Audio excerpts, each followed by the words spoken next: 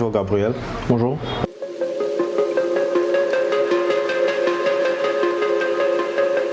D'accord, merci beaucoup. Je m'appelle Abena Crispin Gabriel. Je suis étudiant en Master 2 de marketing et stratégie commerciale à l'Université de BM. J'ai 24 ans et je suis un artiste peintre.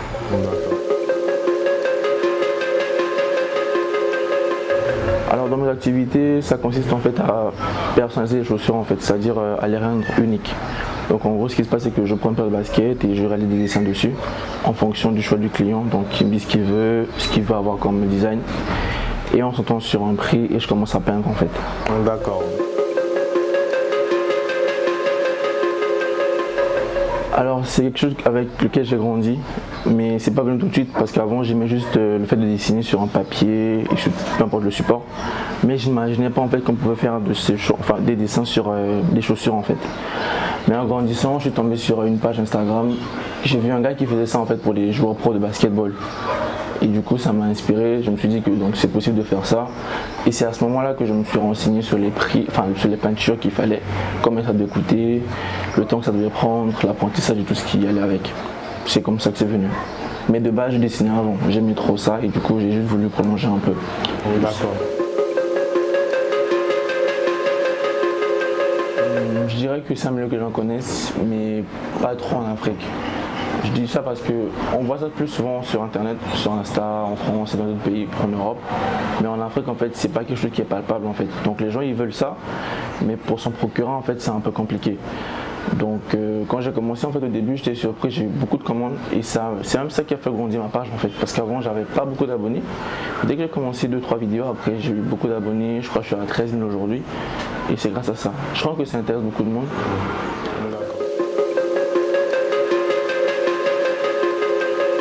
C'est simple. Donc j'ai mis en place un formulaire où j'ai mis toutes les informations possibles, donc le prix, tout ce que le client devait savoir avant de me contacter moi. En fait ça doit juste faciliter le contact. Ensuite, une fois que le client remplit le formulaire, donc moi je reçois via mail et en ce moment-là je le contacte sur Instagram pour lui dire si sa commande est validée ou pas. En gros, dans le formulaire, en fait, il décrit le dessin qu'il veut, la pointure, son adresse et il met son budget en fait par rapport à ce qu'il a demandé. À ce moment-là, on discute de ça, je lui envoie une maquette sur Photoshop où je lui montre en fait l'aperçu final de la chaussure. S'il est d'accord avec ça, à ce moment-là, il m'envoie un acompte, soit la moitié de l'argent, et je vais aller me procurer les chaussures pour commencer en fait le dessin.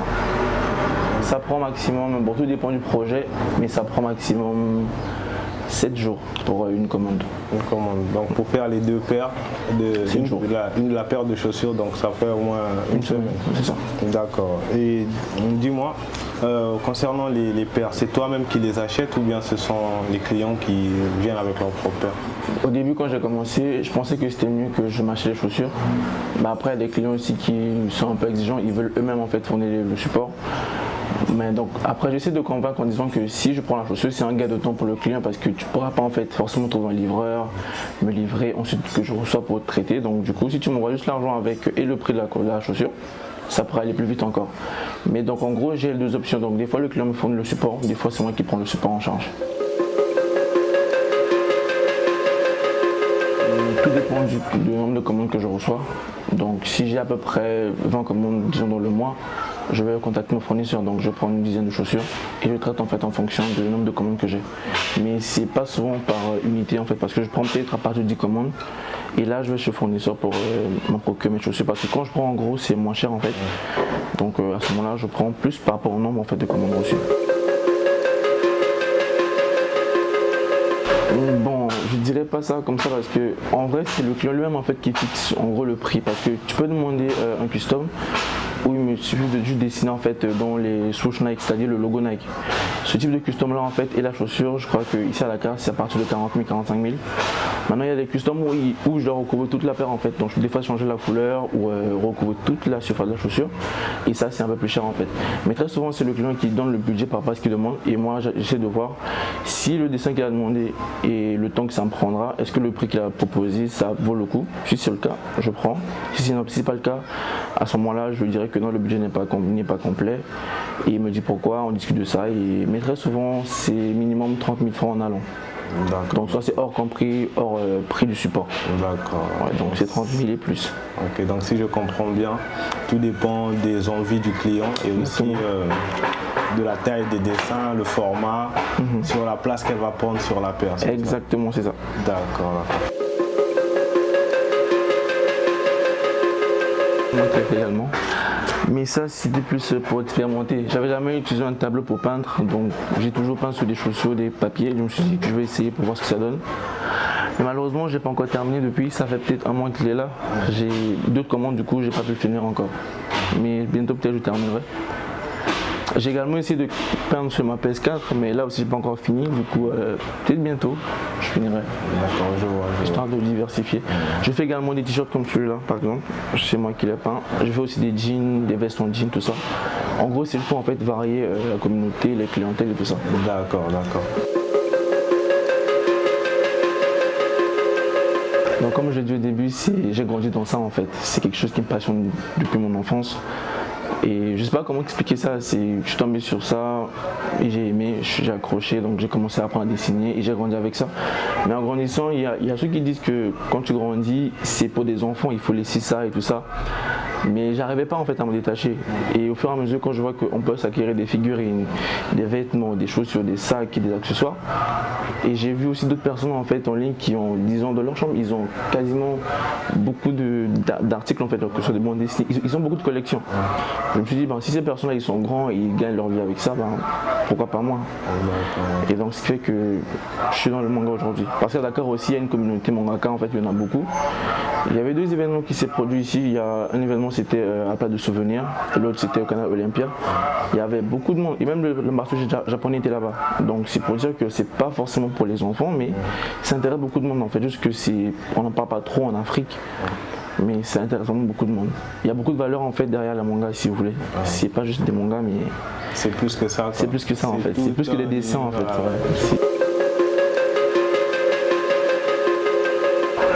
Alors comme projet, étant donné que je fais le marketing, j'exerce beaucoup mes études en fait dans le métier, c'est-à-dire je prends les cours en classe, on me dit comment approcher le client, comment augmenter la notoriété, tout ça. Donc je mets ça en application dans mon business, mais j'ai envie de créer une entreprise avec et peut-être être la référence à Dakar pour le custom, on va dire, parce que quand j'ai commencé, il n'y avait pas vraiment de gens qui faisaient ça ici et c'est ce qui fait que j'ai beaucoup de followers sur Insta et tout ça, donc j'ai beaucoup de comptes par rapport à ça. Donc on va dire que je suis limite le seul qui fait ça. Et je veux vraiment agrandir ça et avoir une entreprise peut-être ici. Mais mon plus gros rêve, c'est de finir à la galerie Sakura. C'est une galerie en France où on expose en fait les meilleurs artistes en fait qui font le custom. En gros, ils te contactent et ils donnent un thème, tu restes le thème, après tu envoies ta chaussure, ils vont l'exposer et ils vendent à des milliers d'euros et tout ça. Mais pour le moment, c'est d'abord être la référence à Dakar et ensuite peut-être galerie Sakura plus tard. Oui, parce que j'ai quitté mon travail en fait pour ça. J'étais téléconseiller il y a je crois 2 ans et entre dessiner et aller au travail le matin c'était compliqué. Des fois quand tu arrives au travail tu n'es pas en forme. Du coup il fallait faire un choix en fait à un moment donné. Mais vu que je gagne bien dans le custom, ça m'a permis de vite décider en fait. J'ai des commandes en Europe, on va dire en Amérique également. Et sur une paire de baskets par exemple, je me suis fait disons jusqu'à $800. Donc c'est beaucoup en fait. En CFA c'est beaucoup. Et en travailler tous les matins et rester chez moi comme me paie pour ce que j'aime faire, j'ai vite décidé en fait. Donc j'ai quitté mon travail, je crois au mois d'avril, pour me consacrer vraiment à ça. Ouais. Mais je pensais que en fait, tout mon matériel, j'ai acheté avec mon salaire en fait. Donc quand j'ai gagné mon salaire, je prenais pour acheter mon matériel. Et une fois que c'est bon, je suis parti. Je suis vraiment d'accord avec ce que vous dites.